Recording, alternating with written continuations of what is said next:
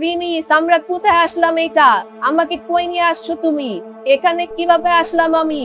আরে ভয় পাওয়ার কিছু নাই, এটা সেই রুম যেটার কথা আমি তোমাকে বলছিলাম। রাধিকা তার জীবনেও কোনোদিন এমন রুম দেখেনি। ঘুম থেকে উঠে প্রিমিসকে এই রুমে দেখে সে ভয় পেয়ে যায়। সে কোনোদিন কল্পনাতেও এরকম রুমের কথা ভাবেনি। চিন্তার কোনো কারণ নাই, এই ফ্ল্যাটের ভাড়া তোমাকে দিতে হবে না। এটা আমার এক বন্ধুর ফ্ল্যাট, ও দেশের বাইরে গেছে, ঠিক কবে আসে তার কোনো ঠিক নাই। কাজের জন্য ও দেশের বাইরে গেছে, তো এখন তুমি এখানে আরামসে নিশ্চিন্তায় থাকতে পারো। কিন্তু আমার মনে হয় না এটা ঠিক হবে। তুমি তো বুঝতেই পারতাছো আরেকজনের বাসায় কিভাবে না বলে থাকতে পারি। আরে এটা কোনো ব্যাপার না, আমি আমার বন্ধুর সাথে কথা বলছি, ওর কোনো সমস্যা নাই। তো আমাদের কি সমস্যা?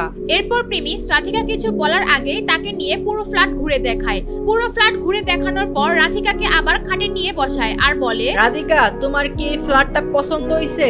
আরে হ্যাঁ, অনেক পছন্দ হইছে। আমি তো ভাবতেই পারি নাই এমন কিছু। শুনে খুব ভালো লাগলো যে তোমার রুমটা পছন্দ হইছে। আচ্ছা তুমি চলো আমার সাথে, তোমাকে এক জায়গায় নিয়ে যাব। এরপর প্রিমিস রাধিকাকে নিয়ে গোল্ডেন লিফ হাউজিং এর বাইরে চলে আসে এবং তাকে এক জায়গায় নিয়ে যাওয়ার জন্য বলে। আরে এখন আবার কোথায় যাব? তুমি আমার জন্য অনেক করছো প্রিমিস। আরে আগে চলো তো আমার সাথে, তারপর সব বুঝতে পারবা। এখন আর কথা বলা লাগবে না, চুপচাপ আমার সাথে চলো।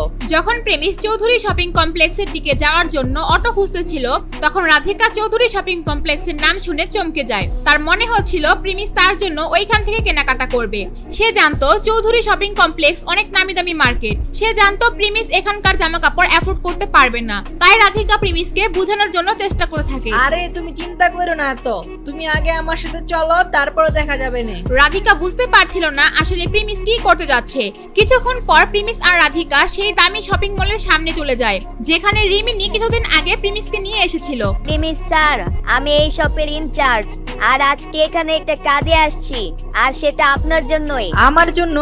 আমার এই শপের সাথে কি কাজ? এরপর প্রিমিস রাধিকাকে নিয়ে ভেতরে যাইতে চায়, কিন্তু রাধিকা তাকে বাধা দেয়। ওইখানে যাওয়ার কোনো দরকার নাই, প্লিজ চলো আমরা অন্য কোথাও যাই। রাধিকা কোনোদিন এত দামি শপিং মলে আসেনি। তার মনে হচ্ছিল এই জায়গা তার জন্য না। সে যখন শপিং করত ঢাকা শহরের সবচেয়ে সস্তা জায়গায় যেত। আরে রাধিকা চলো, কিচ্ছু হবে না, আমি আছি তো, কোনো চিন্তার কারণ নাই, তুমি আমার সাথে চলো। রাধিকা তখন ভিতরে যেতে ভয় পাচ্ছিল। এরপর প্রিমিস তার হাত ধরে সোজা শপিং মলের ভিতরে নিয়ে যায়, আর সেখানে ঢুকে সোজা একটি শোরুমে নিয়ে যায়। শোরুমের মধ্যে ম্যানেজার তানভীর এক কোণায় দাঁড়িয়ে ছিল। সে পিছন থেকে দেখছিল একটি সাধারণ ছেলে আর মেয়ে জামা কাপড় দেখছে। আরে ভাই, এগুলো আবার কারা আসলো? নিশ্চয়ই জামা কাপড় পরে ছবি তুলতে আসছে, আর নাহলে এসির বাতাস খেয়ে চলে যাবে। প্রিমিস আর রাধিকার জামা কাপড়ের অবস্থা পিছন থেকে দেখে ম্যানেজারের মেজাজ খারাপ হয়ে যায়। সে ভাবছে তারা এমনি মার্কেটে ঢুকেছে, জামা কাপড় কেনার জন্য নয়। তাদের দুইজনকে শায়েস্তা করার জন্য ম্যানেজার তানভীর তাদের পিছনে গিয়ে বলে, hello sir and madam, welcome to our Chowdhury shopping complex. প্রিমিস আর রাধিকা পিছন থেকে সামনে ঘোরার আগেই ম্যানেজার তানভীর বিরক্ত হয়ে আবার তাদের উদ্দেশ্যে বলে, স্যার আমাদের এইখানে ড্রেস 5,000 টাকা থেকে শুরু, আর ম্যাক্সিমাম ড্রেস 10,000 টাকার মতন। তো আমি কি আপনাদের বাজেট জানতে পারি? তাহলে আমি আপনাদের হিসাবে ড্রেস দেখাতে পারি। এটা ম্যানেজার তানভীরের চাল। এইভাবে সে কাস্টমারদেরকে বের করে দেয়, যাতে কেউ শুধু জামা কাপড় না কিনে এসির বাতাস খেতে না আসে। এরপর ম্যানেজার তার কথা শেষ করে আর এইদিকে প্রিমিস তার দিকে ঘুরে।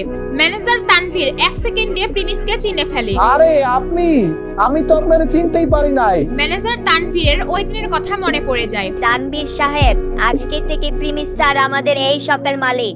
আজকে থেকে উনি যা বলবে আমাদের তা ফলো করতে হবে, বুঝতে পারছো? আচ্ছা ঠিক আছে ম্যাডাম, আমি বুঝতে পারছি, কোনো সমস্যা নাই। যেদিন রিমিনি প্রিমিসকে নিয়ে এসেছিল এই শোরুমে, এইদিকে ম্যানেজারের কথা শুনে রাধিকা আরো ঘাবড়ে যায়। তার মনে হচ্ছিল এক্ষুনি প্রিমিসকে নিয়ে এখান থেকে চলে যেতে। সে এত দামি জামা কাপড়ের জন্য টাকা নষ্ট করতে চায় না। প্লিজ চলো এখান থেকে, তোমার সাথে আমার কিছু কথা বলার আছে। তুমি টাকার চিন্তা করতেছো না? চিন্তা করো না, আমার কাছে টাকা আছে। এরপর প্রেমিস যখন দেখে রাধিকা তাও মানতে চাচ্ছে না, সে রাধিকার একটু কাছে এসে চুপি চুপি তাকে বলে, দেখো আমরা তো শপিং মলে ঢুকেই পড়ছি, এখন যদি এখান থেকে বের হয়ে যায় সবাই আমাদেরকে নিয়ে মজা করবে। তো আমরা এখান থেকে সস্তা কোনো একটা জামা নিয়ে বের হয়ে যাই। রাধিকা প্রিমিসের কথা শুনে তার মনে হচ্ছিল প্রিমিস ঠিকই বলছে, কিন্তু আবার চিন্তাও হচ্ছে, কারণ এখানকার সস্তা জামা কাপড়ের দামও 5,000 টাকা। আর এত টাকা সে বরবাদ হচ্ছে সেটা দেখতে চায় না। 5,000 টাকায় না জানি কত মাস তার চলে যেত, কিন্তু প্রিমিস তাকে এইখানে নিয়ে আসছে, তার এখন মানা করার কোনো রাস্তাই নেই। এরপর প্রিমিস রাধিকাকে জামা কাপড় দেখানো শুরু করে দেয়, আর তার কিছুক্ষণ পর প্রিমিস বলে, হেই গাইস, আমি আপনাদের দিবস গেমিং। আমাদের ভিডিওটা এখনই শুরু হবে। তো গাইস, যারা আপনারা ফ্রি ফায়ার খেলেন, ফ্রি ফায়ার ডায়মন্ড টপ করতে চান, তারা এই নাম্বার যোগাযোগ করতে পারেন। এই নাম্বারে হোয়াটসঅ্যাপ এন্ড ইমো নাম্বার আছে। তো আপনারা চাইলে এই নাম্বার যোগাযোগ করে ডায়মন্ড টপ করতে পারবেন and অনেক কম দামে এন্ড 100% ট্রাস্টেড। তো যাদের ডায়মন্ড লাগবে তারা কিন্তু স্ক্রিনশট মেরে রাখতে পারেন, পর ডায়মন্ড টপ করতে পারেন। ম্যানেজার, আমরা এই ড্রেসটা একটু ট্রাই করে দেখব। ম্যানেজার প্রিমিসের পিছে পিছেই ঘুরছিল।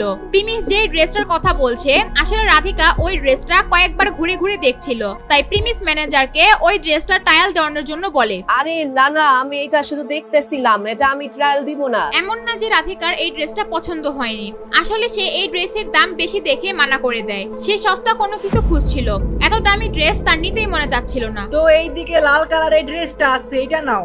এটার ডিজাইনার কালার খুব ভালো, এটা নিতে পারো। না না, এটার কালার আমার তো পছন্দ হইতেছে না, আমরা অন্যগুলা দেখি। প্রিমিস রাধিকাকে অনেকগুলো সুন্দর সুন্দর ড্রেস দেখায়, কিন্তু প্রত্যেকবারই রাধিকা কোনো না কোনো বাহানা দেখিয়ে না করে দেয়। তার বোঝা উচিত ছিল রাধিকা এখান থেকে কোনো ড্রেস নিতে চায় না, কিন্তু তারপরও কেন সে রাধিকাকে এতবার কেনার জন্য বলছিল। এইদিকে প্রিমিসও বুঝতেছিল না রাধিকা কেন নিতে চাচ্ছে না। আরে ভাই, এই মাইয়া কি চাইতেছে? কোনো ড্রেসই তো পছন্দ করতেছে না, কাহিনী তো বুঝতাছি না কিছু। এই কাহিনীগুলো দেখে ম্যানেজার তানভীর অবাক হয়ে যায়। প্রিমিস যেভাবে রাধিকার পিছনে পিছনে ঘুরছিল, এটা দেখে সে ভাবছে প্রিমিস রাধিকাকে পছন্দ করে। সে দেখছিল এত সম্পদের মালিক প্রিমিস, সে সামান্য একটা মেয়ের পিছনে ঘুরছে। আবার এইদিকে মেয়েটিও প্রিমিসের গরিবী অবস্থা দেখে তার কোনো টাকা পয়সা খরচ হতে দিচ্ছে না। এইগুলো দেখে ম্যানেজার তানভীর খুব মজা পাচ্ছিল। রাধিকা, এটা দেখো, এটাও কত সুন্দর আছে, আর এটার দামও অনেক কম আছে। তুমি এটা ট্রাই করে দেখো। আচ্ছা বাবা, ঠিক আছে, আমি দেখতেছি। তুমি ঠিক করতেছো না প্রিমিস, এগুলা এত দামি ড্রেস না নিলেও চলতো। রাধিকা বুঝতে পারছিল প্রিমিস তার মনের কথা বুঝে ফেলছে, আর এইদিকে প্রিমিস যেহেতু একটা ড্রেস তাকে কিনে দিতে চাচ্ছিল, তাই সে নার্ভাস হয়ে ড্রেস নেওয়ার জন্য রাজি হয়ে যায়। এমনিতেও সেই ড্রেসটা বাকি ড্রেসগুলোর চাইতে কম দাম ছিল। যখন রাধিকাকে নিয়ে সেই ট্রায়াল দেওয়ার জন্য ট্রায়াল রুমের দিকে যায়, ট্রায়াল রুম থেকে একজন বের হয়ে বলা শুরু করে, কতদিন ধরে চলতেছে এইসব? কতদিন ধরে এই মাইয়া তোমার পিছনে ঘুরতেছে? দেখো, এই মাইয়া ড্রেসের চক্করে পইলা ফকির হয়ে যায় না। প্রিমিসের এক্স গার্লফ্রেন্ড সুনাইরার সাথে দেখা হয়ে যায় ট্রায়াল রুমে। সুনাইরা উল্টাপাল্টা বলে সে রাধিকার দিকে তাকিয়ে দেখতে থাকে। যদিও সে প্রিমিসকে ছেড়ে দিয়েছে, কিন্তু তারপরও সে প্রিমিসকে অন্য কারোর সাথে দেখে রিয়েক্ট করে বসে। প্রিমিস রাধিকাকে এত দামি শপিং মলে ড্রেস কিনে দেওয়ার জন্য নিয়ে আসছে, এটা দেখে তার অনেক হিংসা হচ্ছে। নিজের ড্রেসের কি অবস্থা, আবার নতুন গার্লফ্রেন্ডে এত দামি শপিং মলে নিয়ে আসছে। এখানে যেই কথা সুনাইরা বলল সেটা শুনে রাধিকা ভুল বুঝে ফেলে। সে মনে করে প্রিমিসের আগে থেকেই গার্লফ্রেন্ড আছে। এইগুলো দেখে তার মাথায় আগুন ধরে যায়, সে একদম হতাশ হয়ে যায়। না, তোমার কথা ভুল হচ্ছে, আমি প্রিমিসের কোনো গার্লফ্রেন্ড না, তুমি একদম ভুল বুঝতেছো। রাধিকা মুচকি হাসি দিয়ে প্রিমিসের দিকে তাকায় আর সেই শোরুম থেকে বের হতে যায়। আর এইদিকে ম্যানেজার তানভীর বুঝতেছিল না আসলে এখানে কি হচ্ছে। তার বস একটা মেয়েকে নিয়ে আসছে যাকে তার গার্লফ্রেন্ড মনে হচ্ছিল। আবার ঠিক সেখানে ট্রায়াল রুমের মধ্য থেকে আরেক গার্লফ্রেন্ড বের হলো। তার মনে হচ্ছিল তার বস প্লে বয়। রাধিকা, তুমি আমার কথা শোনো প্লিজ, তুমি আমাকে ভুল বুঝো না, একটু শোনো প্লিজ রাধিকা। প্রিমিস রাধিকাকে থামানোর জন্য তার পিছনে গিয়ে তাকে আটকানোর চেষ্টা করে। প্রিমিস রাধিকাকে এটা জানাইতে চায় যে তাদের মধ্যে ব্রেকআপ হয়ে গিয়েছে, তাদের দুইজনের মধ্যে এমন কিছু নাই যেটা সে ভাবছে। প্রিমিস কি পারবে রাধিকাকে বুঝাতে, নাকি রাধিকা চলে যাবে এখান থেকে? রাধিকা যদি থেকেও যায়, প্রিমিসের এক্স গার্লফ্রেন্ড কি করবে তাদের সাথে? তা জানতে চাইলে দিবস গেমিং এর ইউটিউব চ্যানেলটি সাবস্ক্রাইব করে নোটিফিকেশন বাটন বাজিয়ে রাখেন, যাতে পরের পার্টটি আসার সাথে সাথেই দেখতে পারেন।